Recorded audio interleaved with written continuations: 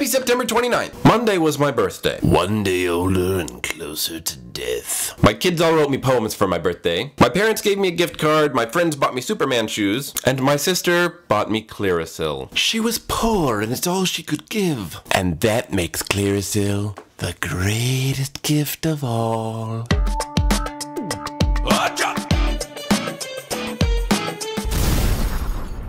Oh no, my brainy Smurf deodorant spray. My birthday, which wonderful as it was not nearly as interesting as what took place a couple of days before it. I noticed my cat Chomp Chomp wasn't feeling well, and as it turns out, he had ingested a foreign object. No, not that kind of a foreign object.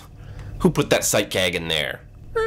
Spider cat. They don't get along. Anyways, vet visits can be quite expensive, and I simply did not have the money to get him the care that he needed, without which he would likely die. I posted as such on my social media sites, which you can find the links for in the underworld, not seeking for anything but to vent my frustrations. When Peter Coffin of YouTube fame said, hey, why don't you start a donation page for your cat? And I did. And then John Green, New York Times bestselling author and nerd fighter extraordinaire, said, hey, I'll help raise funds. And he did. And within 24 hours, a community of people that I hardly know raised enough money to save my cat, and John Green said, hey, remember the time that we saved James's cat? That was awesome. And it was awesome. So awesome, in fact, that I cried like a befuddled, love-stricken little man who, in a whirlwind of benevolence, discovered that he is actually cared for, and that beyond that, there are some truly very altruistic people in this world. And that, my friends, is the best cry a man can have. I made a song for all the people who helped Chomp Chomp, and you can watch it by clicking right here.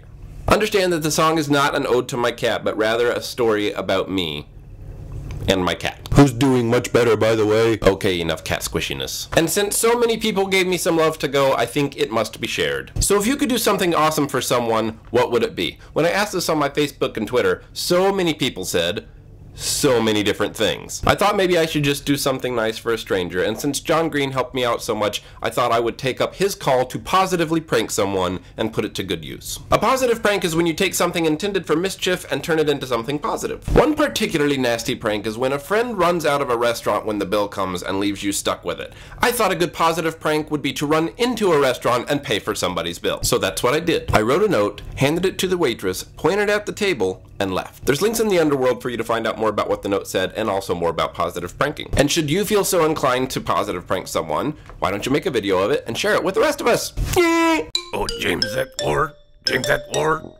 Why is he doing vlogs instead of parodies? Again, one big thank you to everybody who helped, and even those who just sent good vibes my way. I appreciate it so much. I know I have not been putting out my videos on a regular schedule like I had hoped to, and I think that's because I'm still trying to figure out what that schedule is that will work for me and my family. So for now, make sure you're checking your subscription box, or better yet, you can follow me on Facebook and Twitter to find out when I release a new video. And also, my question for today is, do you think I should split my channels up and have vlogs on one channel and parody on the other? Also, I have a James at iPhone channel for those of you who are really hardcore and want to know what I'm doing at all times. I'll be uploading things to that pretty much daily. So be sure and check those links and let me know what you think I should do in the of YouTube. Woo!